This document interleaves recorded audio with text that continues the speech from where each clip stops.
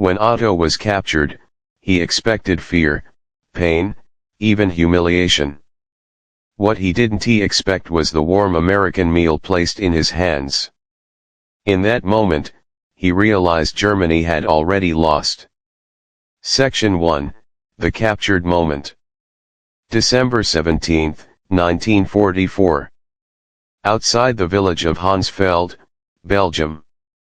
Snow drifts across the broken remains of a forest road as Gefreiter Otto Weber, a 20-year-old infantryman of the 12th Volksgrenadier Division, crouches behind an overturned farm cart. His breath hangs in the air thick, heavy, and white, mixing with the distant thunder of American artillery rolling across the Ardennes. His unit has been marching for 2 days with almost no rest and even less food. Their supply cart, pulled by a shivering draft horse, carries only 2 crates of black bread, a handful of turnips frozen solid as stones, and a scattering of Eisern portion emergency tins precious enough that even officers hesitate before opening them. Otto hasn't eaten since dawn, yesterday.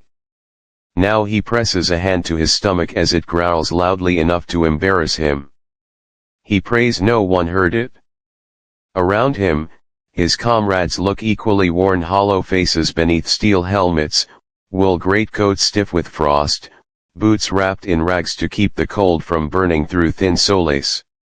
Then, above the distant barrage, comes a closer sound, an engine coughing to life. A US M3 half-track rumbles around the curve of the road, its headlights dimmed but unmistakably American. Otto's squad leader hisses a warning Achtung. Runter. But it's too late. A burst of .30 caliber fire snaps overhead. The German line collapses into frantic shouting. Snow erupts around them. Otto throws down his rifle. Not out of cowardice, out of calculation. He can see by the half-track's angle that escape is impossible. And more than fear of the enemy, more than fear of capture, he feels something else gnawing at him, exhaustion. Real, bone-grinding exhaustion. Minutes later, with hands raised and helmets tossed aside, Otto and 10 other soldiers stand quietly under guard as American infantrymen from the 99th Division search them. A young U.S. sergeant, cheeks red from the cold, breath smelling faintly of coffee, kneels beside the German supply cart. He lifts a single loaf of black bread, brittle and misshapen, weighs it in his hand, and lets out a low whistle. Hell, he mutters, you boys fighting a war or starvin' through one. Otto stiffens at the remark, but then something unexpected happens. The sergeant reaches into his own field pack and pulls out a rectangular olive green box marked U.S. Army ration, Type C. He cracks it open with a metal hiss.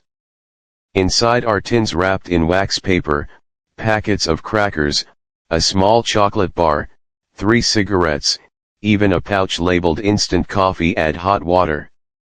The smell of preserved meat drifts into the cold air. Otto stares. His hunger sharpens to a painful point. The sergeant notices his expression.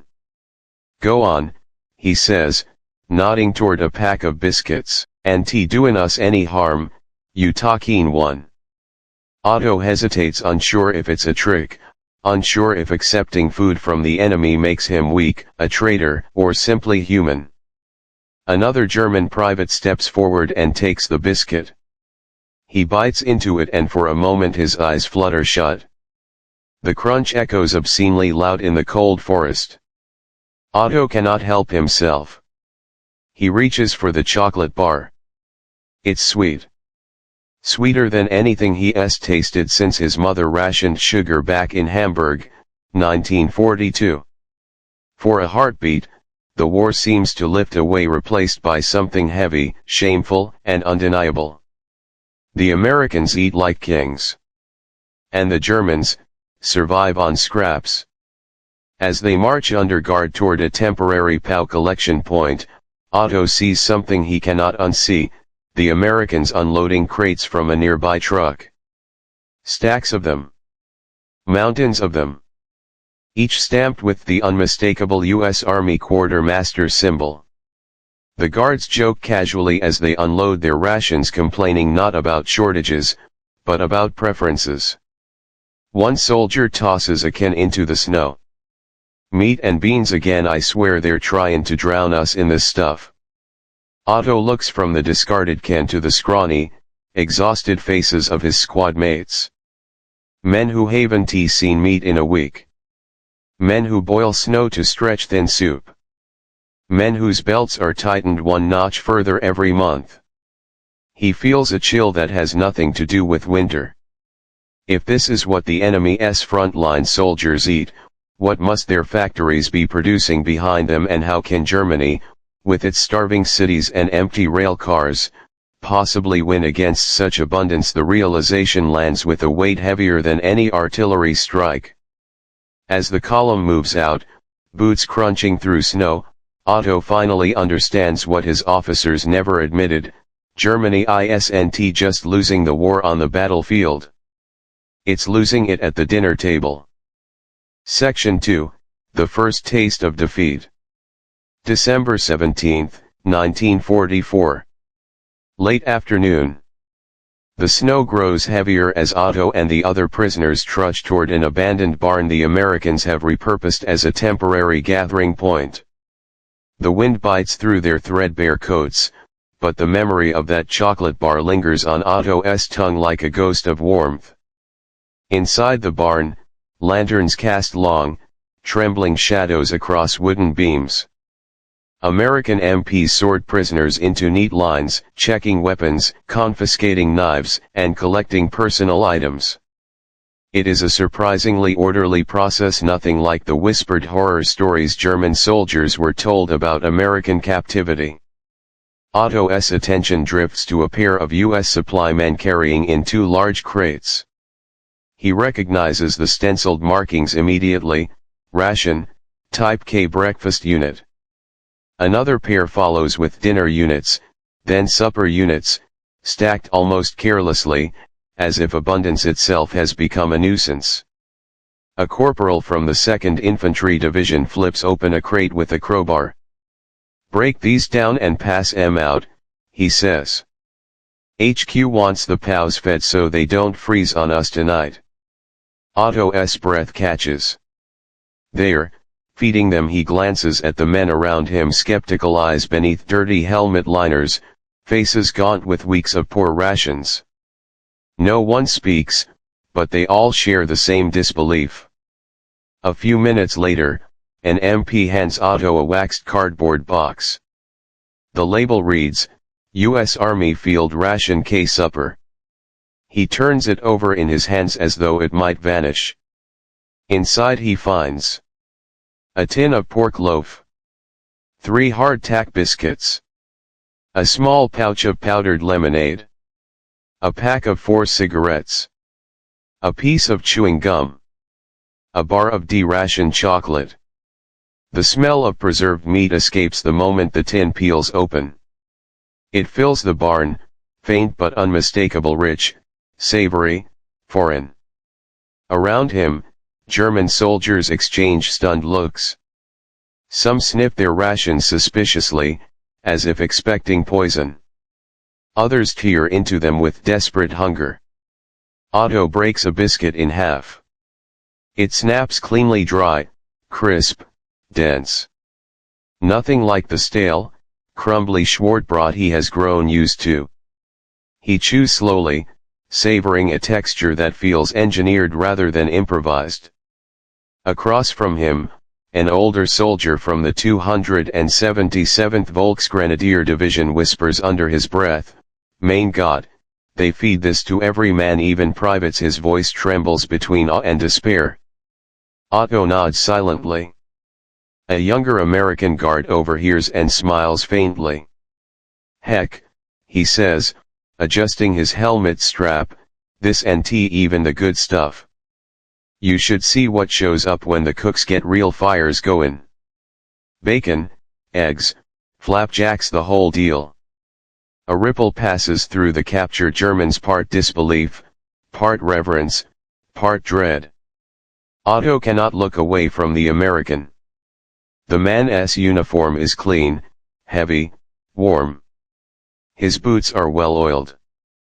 His belt pouches bulge with ammunition he hasn't needed to fire. His face is healthy, almost ruddy, like he's just come from a hearty breakfast.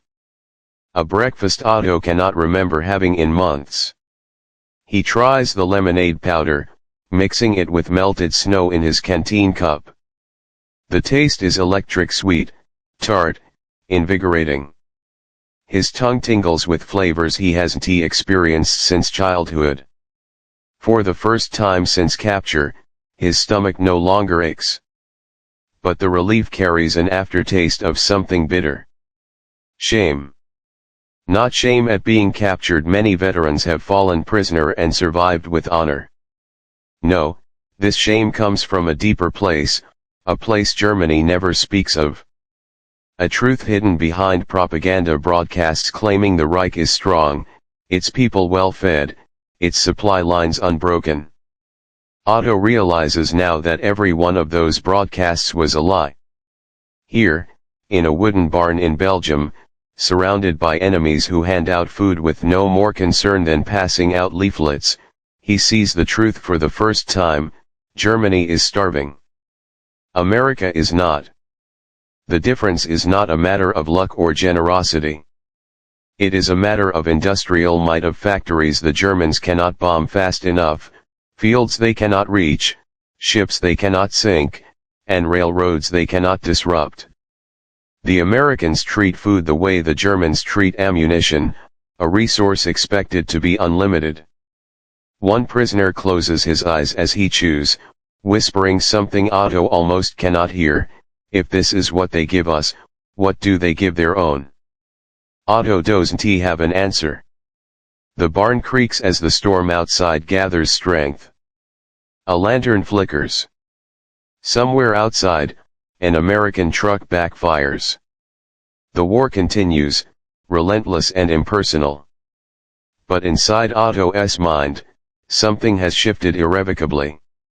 For the first time since 1941, he wonders whether the Reich he fights for can truly survive this enemy, an enemy that marches not only with tanks and aircraft, but with endless food, endless supplies, endless everything.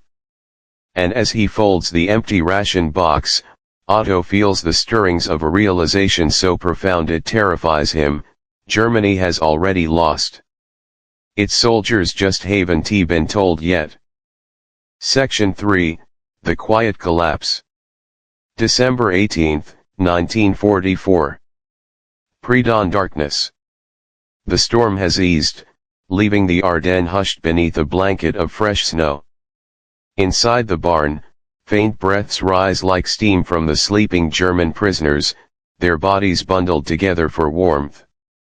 The lanterns have long since burned out, but a faint orange glow creeps through the cracks in the wooden boards, the promise of morning. Otto lies awake, staring at the rafters. His belly is full for the first time in days. The warmth should comfort him.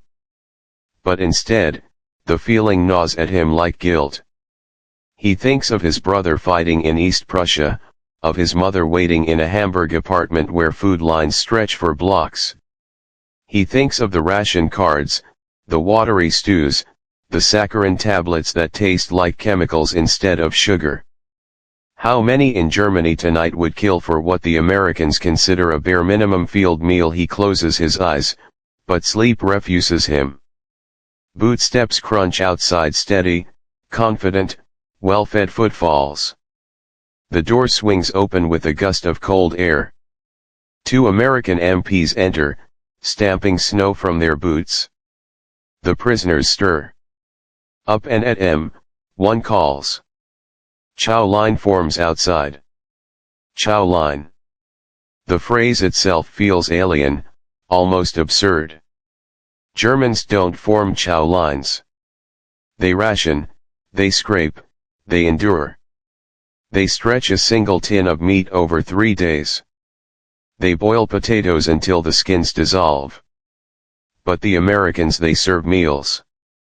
Outside, a makeshift field kitchen has sprung to life: 2 gasoline stoves, metal tables, a stack of steaming army pots. A cook with a round, red face and sleeves rolled above his elbows ladles hot oatmeal into tin cups. The smell drifts through the air, warm, sweet, impossibly comforting. Otto hesitates, but the MP nudges him forward. "Go on," the guard says. "Anti-poison. We save that for the officers." The joke draws reluctant chuckles from the prisoners. Even Otto manages a thin smile. When his cup is filled, the heat bites pleasantly into his palms. Steam curls upward, carrying a scent he hasn't known since his mother boiled oats before the rationing tightened in 42. He sips. It is simple, but rich. Warmth spreads through him like returning blood. Beside him, an older sergeant in a tattered greatcoat lowers his cup and murmurs, "This is what they give the captured. They treat us better than Berlin treats its own." No one contradicts him. A few feet away, 2 American cooks are arguing good-naturedly as they unload crates from a truck. "You didn't order enough syrup," one grumbles. "Hey, I did." The other snaps back. "HQ shorted us." "Yeah, well, you fix that. I got a platoon of infantry who'll riot if they don't get flapjacks tomorrow." Otto's spoon pauses midway to his mouth. Flapjacks. Syrup. An argument not about starvation, but about preferences. He hears a German lieutenant whisper behind him, "Their problem is not having the right flavor of breakfast." The absurdity is too much. Some prisoners laugh quietly, others shake their heads in disbelief. Otto feels something inside him loosen, some internal thread, worn thin by years of propaganda and hardship. He watches an American soldier tear open a small can-marked fruit cocktail. The man spoons bright, glistening pieces of pear and cherry into his mouth, then tosses the empty tin aside as though its contents mean nothing. A German corporal lunges for it, not for the food none is left but for the syrup residue clinging to the tin's edges. He scrapes it with his finger, licking it desperately. The sight burns Otto's chest with humiliation. He sees the MP glance toward them. Not with cruelty. With pity. Moments later, the guard bends, retrieves another can from his pack, and quietly sets it on the snow beside the corporal. No words. Just a gesture. A gesture of someone who has so much, he can give away luxury fruit to the enemy without hesitation. Otto swallows hard. He remembers Berlin radio broadcasts declaring, "America is starving. Their people freeze in the streets. Their industry crumbles under German might." But here on a frozen morning in Belgium he watches American soldiers dump leftovers into the snow because they prefer fresh rations to yesterday's. If this is starvation, Otto thinks, what do they call abundance? As the prisoners finish breakfast, they are lined up for transport. Trucks rumble to life, large, fuel-hungry beasts with tarpaulin covers and engines that purr like they've never known shortage. A German sergeant leans toward Otto and whispers, unable to hide the awe in his voice, "Look at their vehicles. Everyone fueled. Everyone supplied. We barely got gasoline for bicycles." Otto nods slowly. For the second time in 24 hours, he feels the crushing weight of something he has never allowed himself to admit: Germany is fighting a giant, and the giant hasn't even started to get hungry. Section 4, The Long Road West. December 18, 1944. Late morning. Engines rumble to life as snowflakes drift lazily from a colorless sky. Otto climbs into the back of a U.S. Army GMC CCKW deuce and a half truck, its wooden benches cold against his legs, the canvas roof damp with condensation. Across from him, 12 other prisoners settle in, some cautiously, others with the resignation of men who no longer expect their fate to be in their own hands. The American guard riding with them, Private First Class Raymond Cole, taps the truck wall with a gloved fist. "All right, boys. Next stop's the collection point. Sit tight and don't get clever." His tone is firm but not unkind. Otto notices he carries a thermos tucked into his field jacket. The smell of hot coffee drifts from it, rich and inviting. The aroma fills the truck's interior, overpowering the lingering scent of wool, sweat, and fear. Coffee. That word alone feels like something from another life. Germany hasn't seen real imported coffee in years, only ersatz, bitter, grainy mixtures of roasted barley or acorns. But here, in an American soldier's cheap steel thermos, is the real thing, and enough of it that he can drink it casually, without savoring every drop like a treasure. The truck lurches forward, tires crunching through packed snow. The convoy weaves between skeletal trees and abandoned farmhouses half buried under drifts. Otto can't help but compare the American vehicles to the horse-drawn carts his unit relied on. The difference isn't merely technological, it feels like the difference between centuries. A prisoner beside him, Unteroffizier Franz Richter, mutters, "We use horses, and they drive factories on wheels." Otto nods, unable to look away from the American trucks ahead. Each one is loaded high with crates, and stamped clearly across the boards, "Subsistence Rations U.S. Army Quartermaster Corps."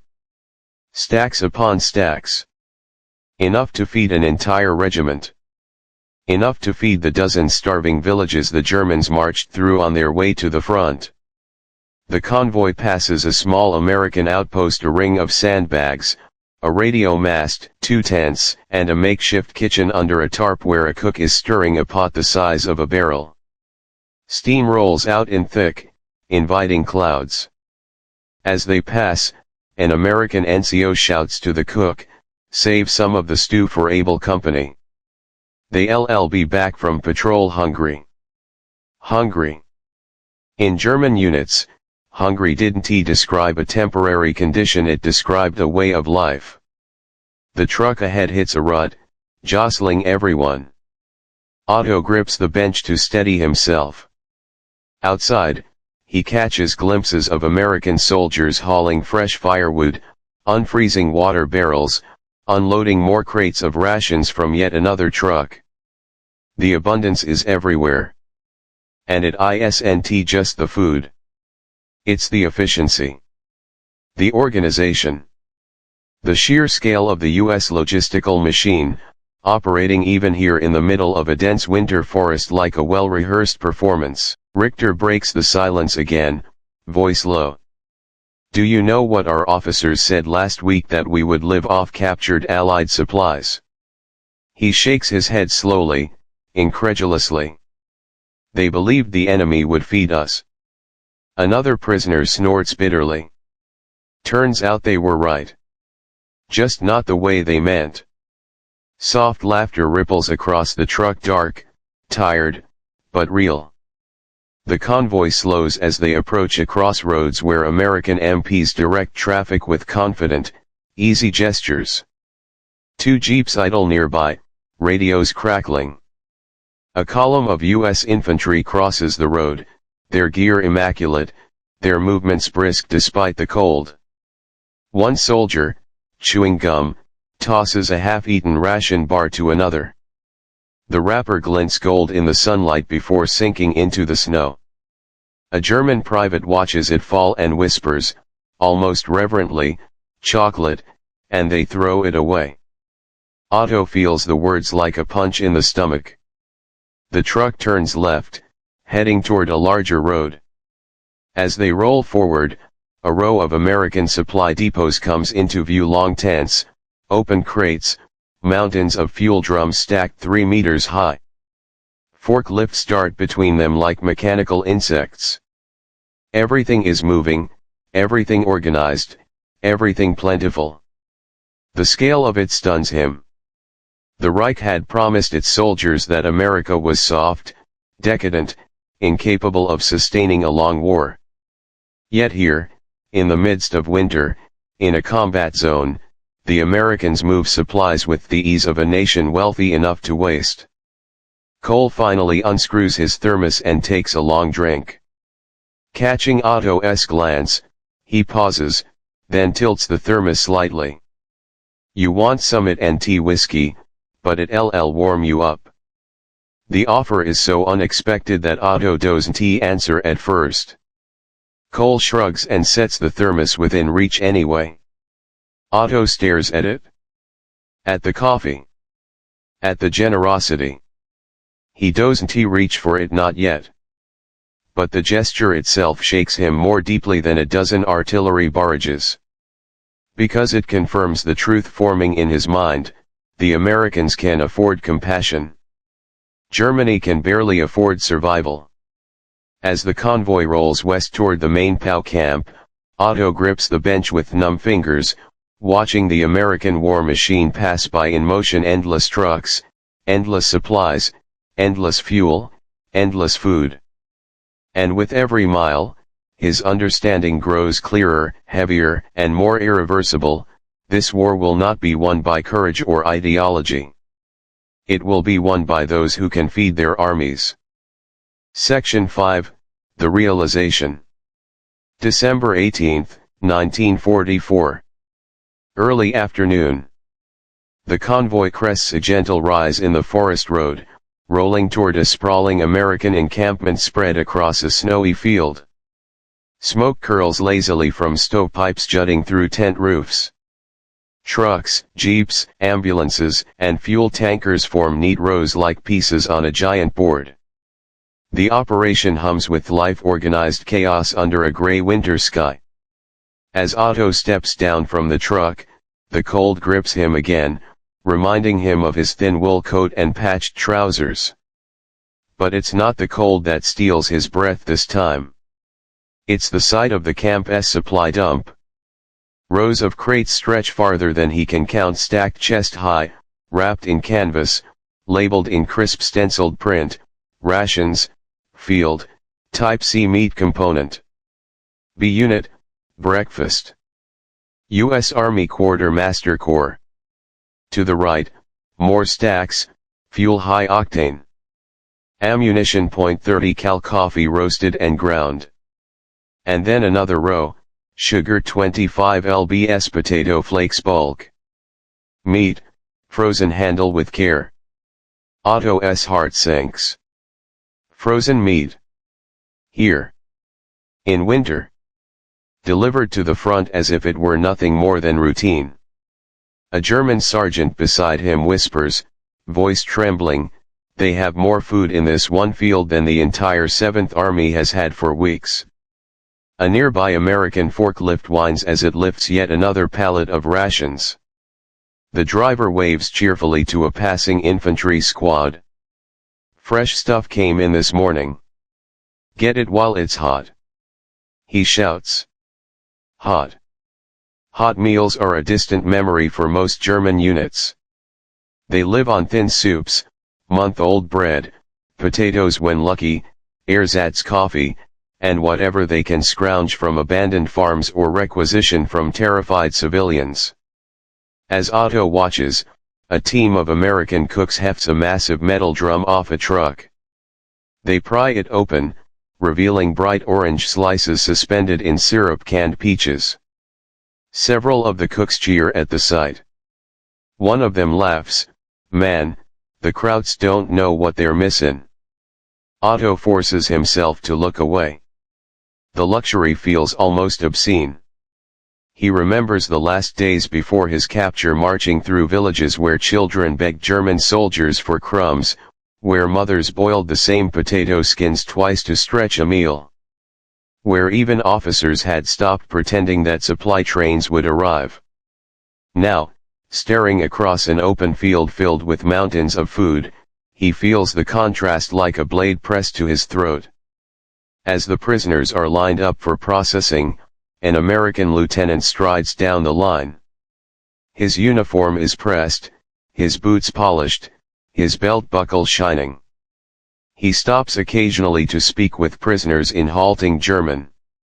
But then he pauses at the sight of Otto's torn boots, leather so worn the toes peek through. "Get this man a pair," the lieutenant says to the MP behind him. "We're not marching him anywhere in that condition." Moments later, someone presses a pair of American shoe packs into Otto's arms, heavy rubber-bottomed winter boots with thick felt liners. Boots worth more than a month of his pay. Otto stares at them, overwhelmed. The lieutenant moves on without waiting for thanks. And in that moment, Otto feels the last thread snap, the stubborn, lingering belief that Germany's hardships were temporary, that discipline and sacrifice would turn the tide, that the fatherland still stood on equal footing with the enemy. He looks out across the organized, humming machinery of American logistics, and he understands. Germany's soldiers have been fighting the Americans they see on the battlefield, tired, muddy, human men with rifles. But behind those men stands an invisible army of millions: farmers, factory workers, shipbuilders, engineers, cooks, drivers, machinists, welders, mechanics. An entire continent's worth of resources funneled into one colossal effort. Food is not just sustenance, it is proof of power. Every crate of rations is a message: we can keep feeding our armies forever. And Germany cannot. As Otto slips the new boots onto his frozen feet, he feels warmth spread through him, physical warmth, but also something harder to face. A truth he can no longer ignore. The Reich's promises were hollow. Its boasts empty. Its soldiers abandoned to hunger and cold while American troops eat fresh peaches in the snow. He looks up at the sky, gray and heavy, and feels tears prick at his eyes, not from pain, or fear, or even gratitude, but from the crushing weight of realization: Germany has lost the war not through lack of courage, but through lack of bread. Not through cowardice, but through collapse of supply. Not through defeat in battle, but through starvation of a nation stretched beyond breaking. The Americans call for the prisoners to move. Otto steps forward, boots sinking into the snow, his stomach full, his body warmer than it has been in weeks. But inside him, winter deepens. For the first time, he truly understands the scale of what Germany faces. For the first time, he grasps that no amount of bravery can fill empty stomachs. For the first time, he sees that the war is already decided, written not on the battlefield, but in the ledgers of factories and the manifests of freighters. As he joins the column of prisoners heading toward the fenced compound, Otto feels his breath catch. The truth settles on his shoulders like fresh snow: the war was lost the moment Germany could no longer feed its soldiers, and America could feed everyone. What happened to Otto was only one thread in a much bigger tapestry. Share your thoughts in the comments, leave a like, and follow for more hidden stories the history books never told.